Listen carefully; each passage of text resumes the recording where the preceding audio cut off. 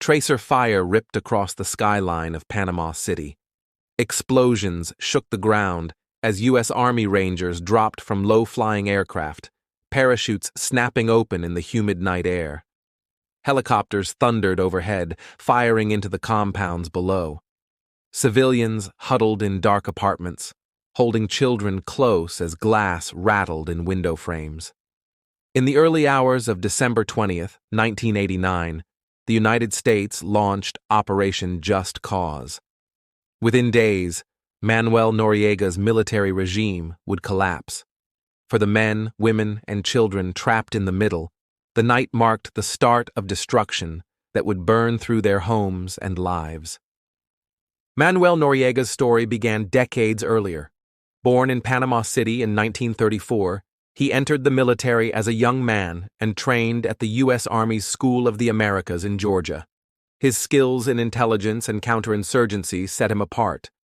By the 1970s, he had become chief of intelligence under General Omar Torrijos, the charismatic leader who negotiated the return of the Panama Canal from U.S. control.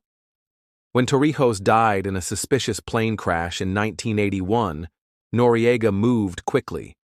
He climbed to the top of the Panamanian Defense Forces and by 1983 became the most powerful man in Panama.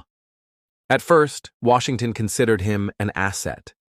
Noriega's relationship with the CIA ran deep. He passed along intelligence on Cuba, Nicaragua, and leftist movements across Latin America.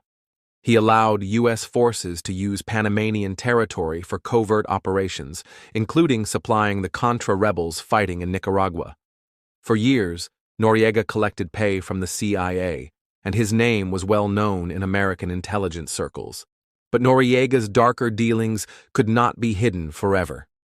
He built his own empire through corruption, intimidation, and the drug trade. Cocaine profits flowed into Panamanian banks, and cartel planes used the country's airstrips with his blessing. He crushed political opposition, used torture to silence critics, and deployed loyalist gangs known as the Dignity Battalions to beat protesters in the streets. When Dr. Hugo Spadafora, a vocal critic, was brutally murdered in 1985, suspicion fell directly on Noriega's forces. Washington began to distance itself, and Noriega's carefully balanced power started to unravel. By the late 1980s, the Drug Enforcement Administration indicted him on trafficking charges. International pressure mounted as reports of electoral fraud and human rights abuses filled the headlines. In May 1989, Panama held an election. Opposition candidate Guillermo Endara clearly won, but Noriega's regime annulled the results and sent his thugs to assault Endara in public, an act caught on camera. The outrage was global. In December, the final straw came when Panamanian soldiers shot and killed an off-duty U.S. Marine, Lieutenant Robert Paz, and harassed his companions. President George H.W. Bush appeared on television and declared Noriega a threat that had to be removed. The plan was already in motion. Operation Just Cause would be a massive, coordinated strike involving more than 27,000 American troops, with another 12,000 already stationed in Panama. The goal was not only to capture Noriega, but also to secure the Panama Canal, protect U.S. citizens, and install the legitimately elected government. In the darkness before dawn on December 20th, the assault began. Rangers parachuted into Torrijos International Airport, trading fire with Panamanian defenders before seizing the runways. Army units and armored vehicles stormed La Comandancia, Noriega's command headquarters in Panama City. The battle turned entire blocks into infernos. Helicopter gunships pounded the compound, while Navy SEALs struck Noriega's yacht and private jet to prevent escape. Across the country, American forces hit 27 separate targets at once. For many Panamanians, the night was terror.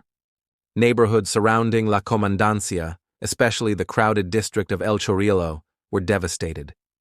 The wooden houses caught fire as artillery and tracer rounds tore through them. Residents fled with nothing but the clothes on their backs, carrying children through smoke and flames. Eyewitnesses described families burned alive in their homes, bodies lying in the streets, and desperate searches for missing loved ones. El Chorrillo became known as Little Hiroshima for the destruction it suffered in a single night. Thousands were left homeless, their possessions turned to ash. The U.S. military reported around 200 Panamanian military deaths and a similar number of civilian casualties. Human rights groups and local organizations disputed that, estimating more than 2,000 civilians were killed. To this day, no precise number has been agreed upon. American losses were light by comparison: 23 killed and over 300 wounded.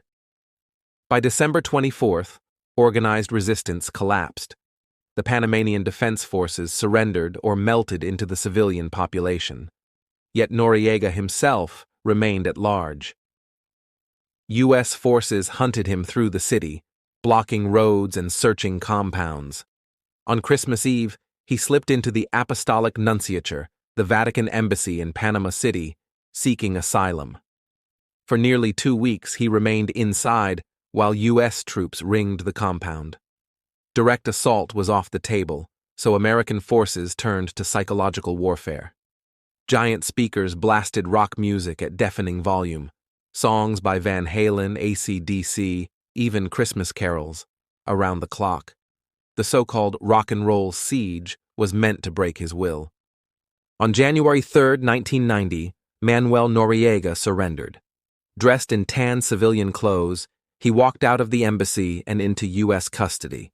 He was flown to Miami, tried in federal court, and convicted of drug trafficking, racketeering, and money laundering.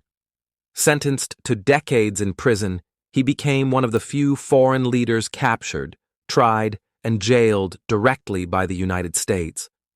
After serving time in America and France, he was eventually extradited to Panama, where he died in 2017. For President Bush, Operation Just Cause was a demonstration of overwhelming force. It was swift, decisive, and, in military terms, a success. The new Panamanian government was installed, the canal secured, and Noriega removed from power. But for many Panamanians, the invasion left lasting scars. Entire neighborhoods had been destroyed. Families carried the memory of loved ones lost in El Chorrillo. Questions about civilian casualties and the legality of the invasion lingered in international courts and human rights reports for years. The invasion of Panama in 1989 showed the world how quickly American power could topple a government. It ended the rule of a man who had once been an ally, then an enemy, and it did so in less than 2 weeks. But it also reminded the world that when armies move through cities, it is the civilians who pay the heaviest price. Thank you for listening to Last Post History. Subscribe for more true stories from the world at war.